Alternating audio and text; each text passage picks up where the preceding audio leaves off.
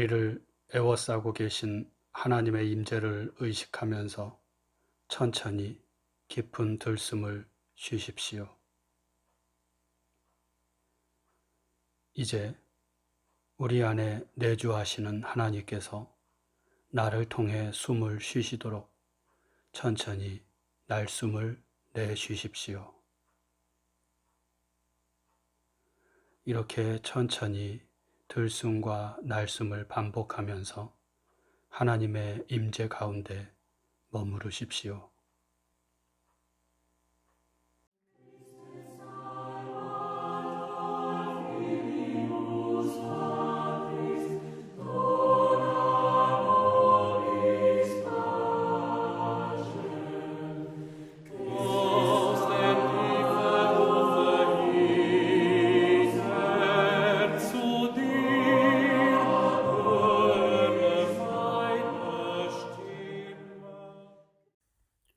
오늘 우리에게 주시는 하나님 말씀은 마태복음 22장 41절에서 46절 말씀입니다.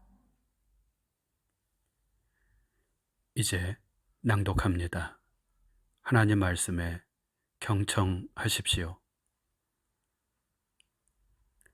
바리새인들이 모였을 때에 예수께서 그들에게 물으시되 너희는 그리스도에 대하여 어떻게 생각하느냐? 누구의 자손이냐? 대답하되 다윗의 자손이니이다. 이르시되 그러면 다윗이 성령에 감동되어 어찌 그리스도를 주라 칭하여 말하되 주께서 내 주께 이르시되 내가 네 원수를 네 발 아래 둘 때까지 내 우편에 앉아 있으라 하셨도다 하였느냐? 다윗이 그리스도를 주라 칭하였은즉 어찌 그의 자손이 되겠느냐 하시니 한마디도 능히 대답하는 자가 없고 그날부터 감히 그에게 묻는 자도 없더라. 주신 말씀을 잠시 묵상합니다.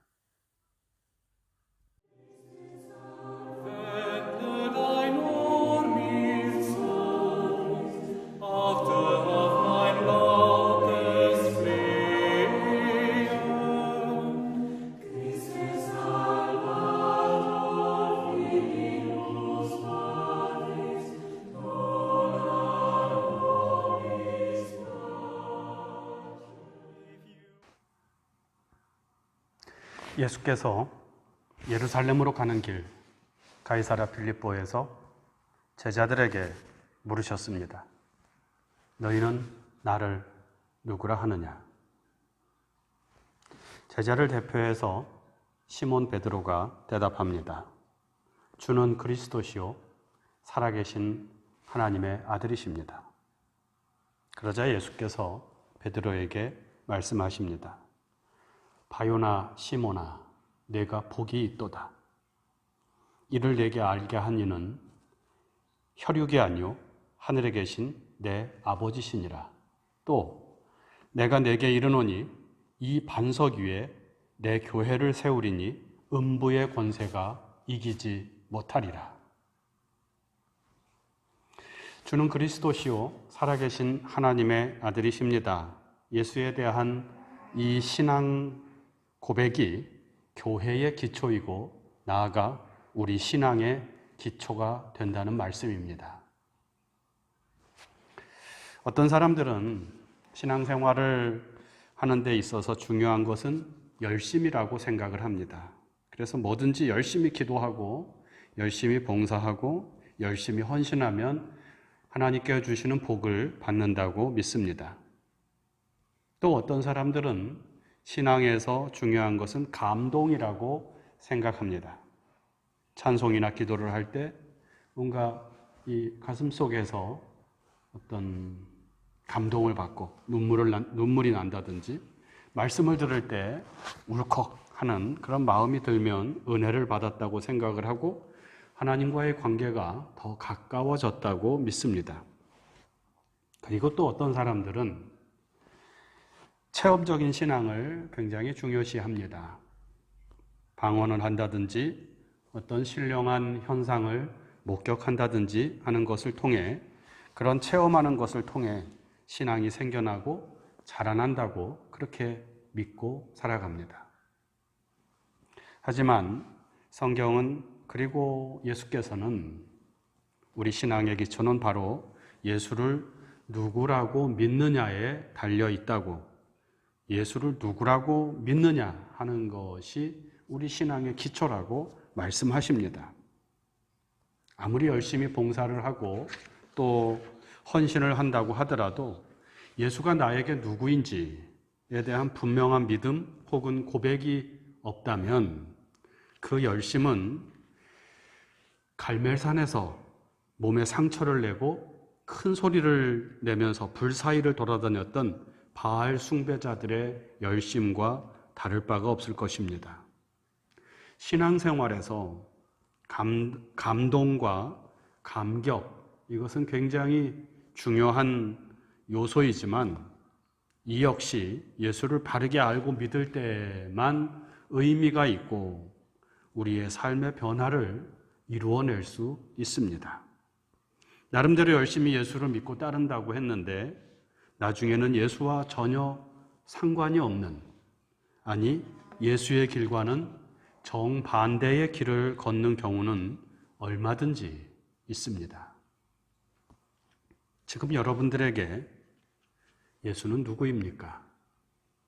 여러분들은 예수를 누구라고 믿고 믿음의 삶을 살아가고 계십니까?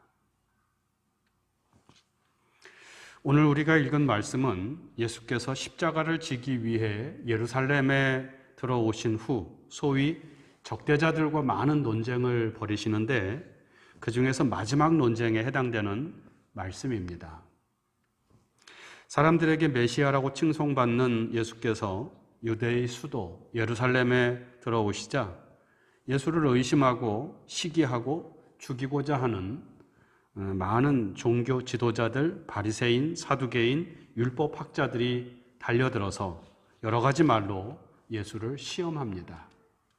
그들은 세금은 누구에게 내야 하는지, 부활 후의 삶은 어떤 것인지, 그리고 가장 큰 계명이란 무엇인지 여러 가지 것에 대해서 예수께 물었습니다. 말이 질문이지 만약 여기서 조금이라도 잘못된 대답이 나오면 그 자리에서 예수를 죄인으로 몰아 죽여버릴 수도 있는 그런 살벌한 상황이었습니다. 예수께서는 이 모든 질문에 대답하셨고 그 결과 33절에 보면 무리가 듣고 그의 가르침에 놀라더라. 그 후 예수께서는 자신을 공격하던 자들에게 물음을 던지십니다. 그리스도는 누구의 자손이냐? 지금까지는 적대자들이 공격적으로 질문하고 예수께서는 이에 방어하면서 대답을 하셨는데 이제는 반대로 예수께서 적대자들에게 질문을 하신 것입니다. 공수전환인 것이죠. 너희는 그리스도에 대하여 어떻게 생각하느냐? 누구의 자손이냐? 마태복음이 쓰여질 당시 첫 독자들은 헬라어를 쓰는 사람들이라 헬라어인 그리스도라고 표기하고 있지만 아마 실제로는 메시아는 누구의 자손이냐라고 물으셨을 것입니다. 당시 유대인들, 특히 성경을 아주 잘 안다고 자부하던 바리새인들은 이 질문에 대한 정답을 알고 있었습니다. 그것은 메시아는 다윗의 자손이다 라는 것입니다. 유대인들의 성경인 구약 성경에 보면 여러 곳에서 이러한 예언의 말씀이 나옵니다. 대표적으로 예레미야 23장 5절에 보면요. 여호와의 말씀이니라 보라 때가 이르리니 내가 다윗에게 한 의로운 가지를 일으킬 것이라 그가 왕이 되어 지혜롭게 다스리며 세상에서 정의와 공의를 행할 것이며 메시아가 다윗의 혈통에서 나온다는 것은 당시 유대인들에게 있어서 아주 일반적인 상식에 가까운 것이었습니다. 그래서 예수께서 예루살렘에 들어오기 위해 여리고를 떠날 때 두 명의 맹인이 예수께서 지나가신다는 말을 듣고 이렇게 소리치죠. 다윗의 자손이여, 우리를 불쌍히 여기소서. 또 나귀를 타고 예루살렘에 들어오실 때 사람들은 예수를 향하여 호산나, 다윗의 자손이여, 찬송하리로다 하고 소리 높여 찬송을 했습니다. 당시 유대 사회에는 메시아의 오심에 대한 기대감이 굉장히 높아져 있었습니다. 이것을 메시아 대망이라고 하는데, 간단하게 말하면 메시아, 즉 하나님의 기름 부음을 받은 자가 와서 우리를 구원해 줄 것이라는 기대와 신념입니다.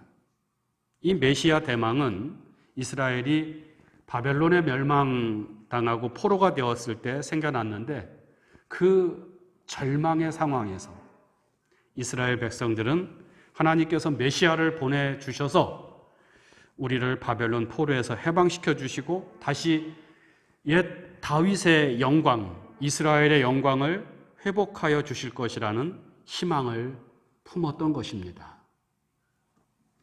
이렇게 해서 생겨난 메시아 대망은 예수 시대 로마의 식민지가 된 유대 땅에서는 더욱 간절한 형태로 번져 나가게 되었습니다. 곳곳에서 자신이 메시아라고 주장하는 사람들, 그에 동조하는 사람들이 생겨나기도 했습니다. 당시 유대인들, 바리새인들이 기대한 메시아는 어떤 존재였을까요? 그는 탁월한 지도력과 힘으로 이스라엘 왕국을 회복할 군사적, 정치적 지도자였습니다. 메시아가 다윗의 혈통에서 나온다는 말은 이러한 기대에 확신을 주는 근거가 되었습니다.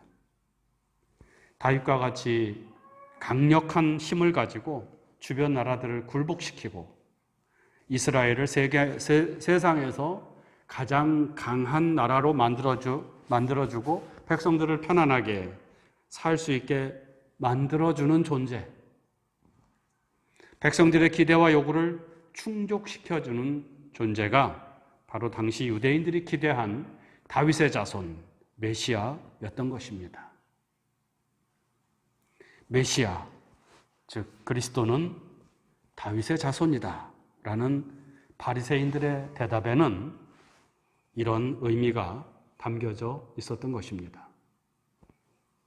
하지만 예수께서는 구약의 시편 110편의 말씀을 인용하면서 다윗이 그리스도를 주라 칭하였은즉 어찌 그의 자손이 되겠느냐라고 반문하십니다. 여기서 예수께서 인용한 시편 110편은 다윗의 기도로 알려져 있는데요. 여기서 다윗은 하나님께 주께서 내 주께 이르시되 내가 내 원수를 내 발 아래 둘 때까지 내 우편에 앉아 있으라 하셨도다 라고 기도합니다.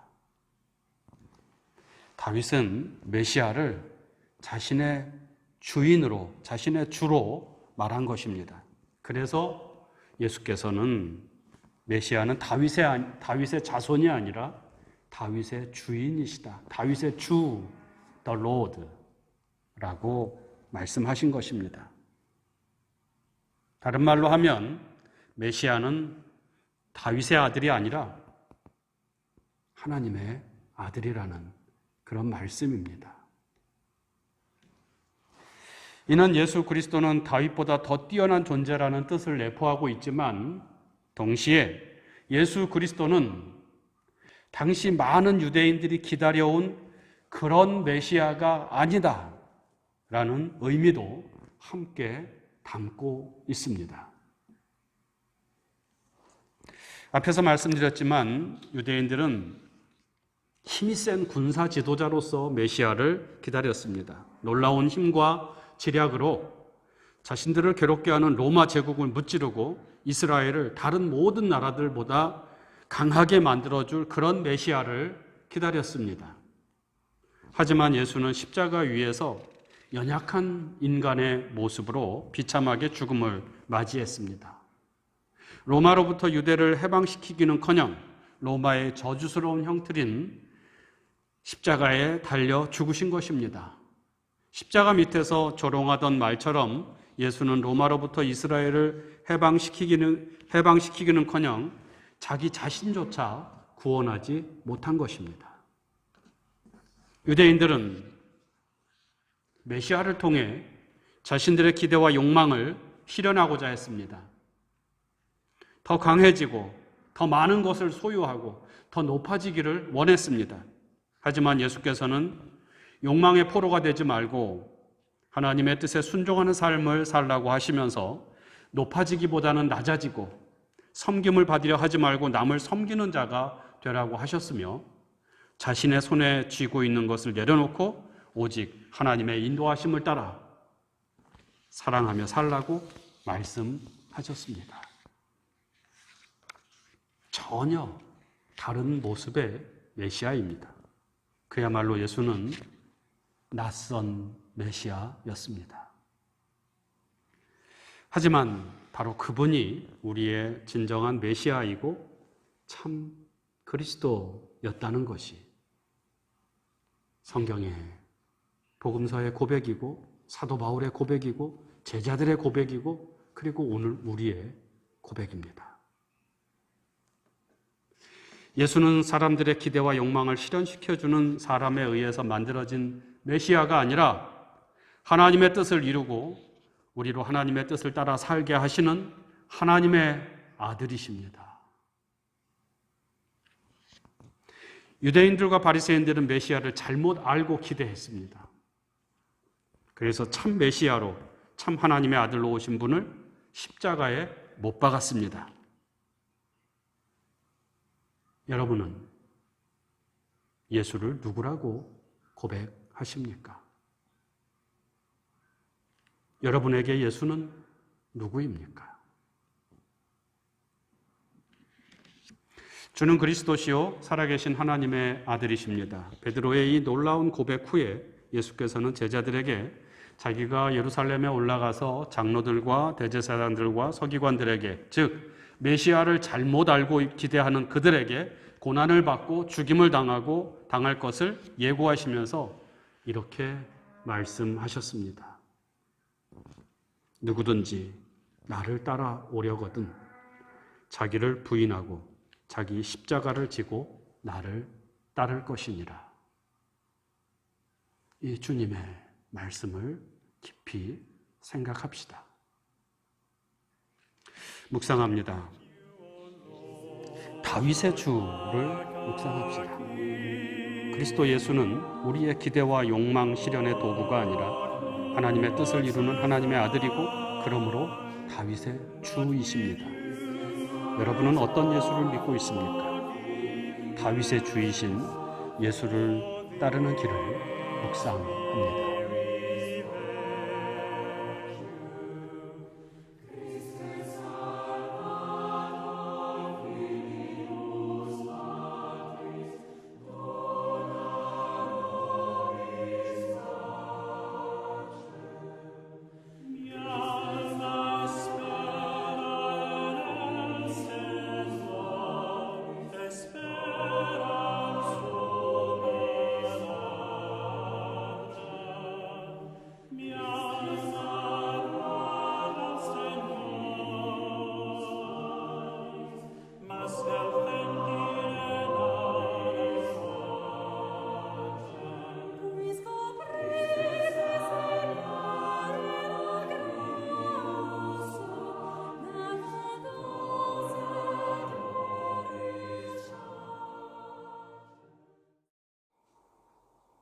다 같이 주님께서 가르쳐 주신 기도를 드립니다. 하늘에 계신 우리 아버지, 아버지의 이름을 거룩하게 하시며 아버지의 나라가 오게 하시며 아버지의 뜻이 하늘에서와 같이 땅에서도 이루어지게 하소서. 오늘 우리에게 일용할 양식을 주시고 우리가 우리에게 잘못한 사람을 용서하여 준 것 같이 우리 죄를 용서하여 주시고 우리를 시험에 빠지지 않게 하시고 악에서 구하소서. 나라와 권능과 영광이 영원히 아버지의 것입니다. 아멘.